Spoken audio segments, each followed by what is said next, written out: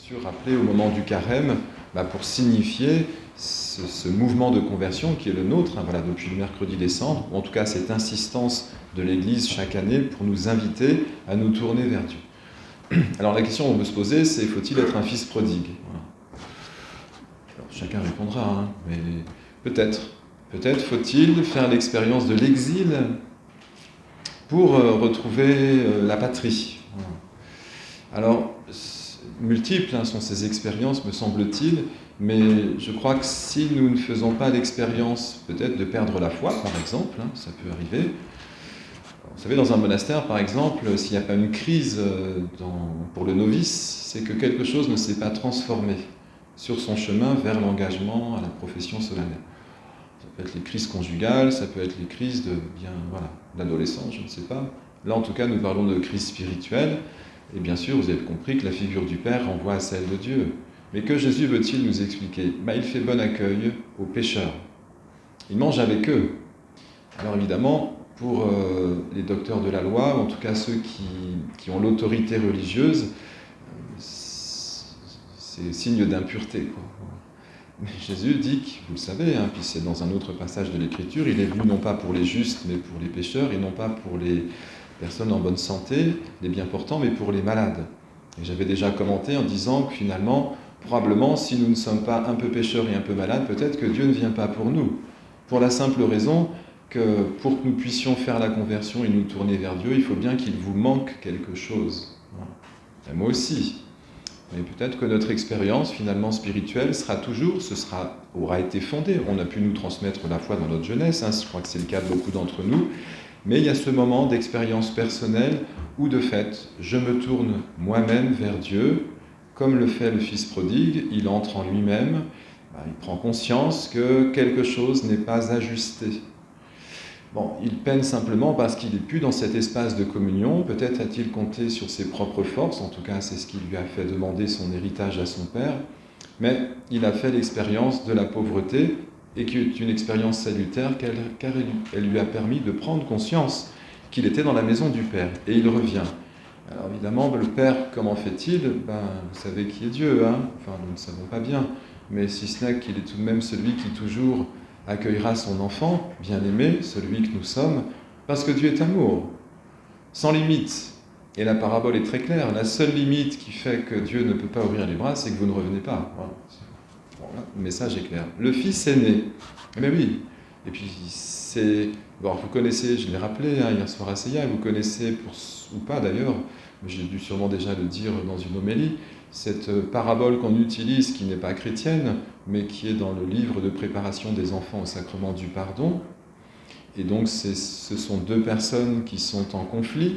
Un sage arrive, alors les deux personnes tiennent chacun le bout de la corde. Un sage arrive, coupe la corde en deux en disant voilà, je vous montre concrètement ce que vous vivez dans votre relation, ce que vous êtes fâchés, comme le fils aîné.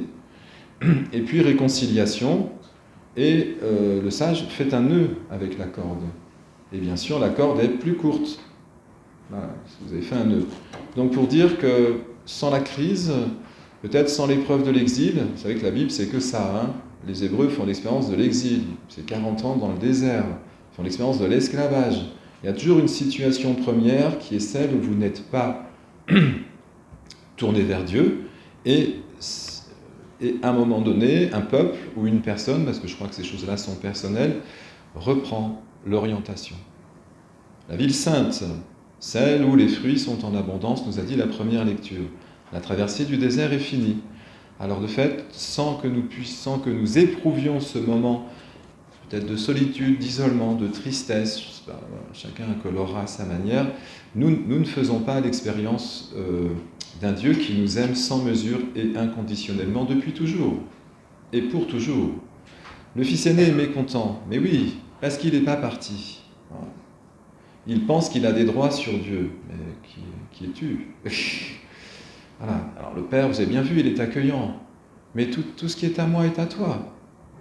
Jésus dira à Judas, mon ami, au moment de la Passion, nous en ferons mémoire la Semaine Sainte. Dieu n'est pas celui qui rejette, il est celui qui accueille à condition que nous ouvrions un espace pour qu'il puisse entrer. C'est une conversion. Donc nous ne calculons pas ou nous ne mesurons pas nos mérites, à la manière comme nous avons eu cette semaine dans l'écriture du publicain et du pharisien. Merci de ne pas avoir fait de moi quelqu'un de pécheur, dit le publicain, non le pharisien. Et le publicain qui est collecteur d'impôts, donc c'est un pécheur, lui il est au fond de l'église et il dit « Ah, aie pitié du pécheur que je suis ». Et Jésus répond « C'est celui du fond qui est justifié ». Pourquoi ? Eh bien parce que c'est toujours la même porte d'entrée. Si nous arrivons avec un certain orgueil spirituel, Jésus s'est battu contre ça. Hein. Voilà, c'est ce qui a causé sa perte. Mais, je terminerai d'ailleurs par ça, ce qui a causé sa perte, mais en même temps c'était, semble-t-il, le dessein de Dieu, de pouvoir être celui qui n'a pas connu le péché, mais qui est identifié au péché. Qu'est-ce à dire d'ailleurs ? Comment Jésus peut-il être identifié au péché ? C'est pas facile de répondre à cette question. Alors on a essayé d'y réfléchir mercredi dans le partage de Carême. Jésus n'est pas pécheur, hein. Ça veut dire que même si lui se retrouve devant des ennemis qui vont le mettre à mort, parce que le péché là s'exprime concrètement. Le péché, hein, c'est perdre la relation avec Dieu, et quand on perd la relation avec Dieu, c'est qu'on est en train de mettre la main sur lui, sur les autres, sur la création, enfin bref, nous devenons un prédateur. Donc Jésus a bien fait l'expérience, il tremble au moment de la passion, mais il accepte de porter la violence des hommes, non pas à titre personnel, hein, voilà, mais il accepte de la prendre pour la transformer. Comment fait-il ? Il fait offrande au Père. Jésus est aussi, alors il n'est pas le fils prodigue au sens propre du terme, mais il est celui qui, dans les moments de difficulté, crie « Abba, aide-moi ». Mais c'est une conversion, hein, c'est la même que le fils prodigue.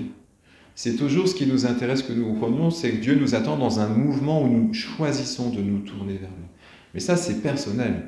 Chacun le fait ou pas. Vous ne pouvez pas le transmettre à votre conjoint, à vos enfants, c'est impossible. On peut transmettre une éducation religieuse, mais ce moment où je dis « D'accord, je veux bien, Seigneur, que tu me rejoignes dans ma vie.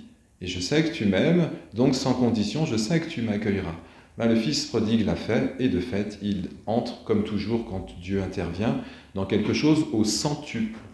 Un homme nouveau est né, c'était la deuxième lecture. Celui qui est dans le Christ, il est une créature nouvelle. Qui le premier a fait la conversion, sinon Paul ? Carrément, il a persécuté l'Église. Donc lui, il est clair, hein. Il a dit « J'étais persécuté en l'Église », il en a pris conscience. Il a eu ce moment de révélation sur le chemin de Damas, et il sera le premier à dire « Ce n'est plus moi qui vis, mais le Christ en moi ».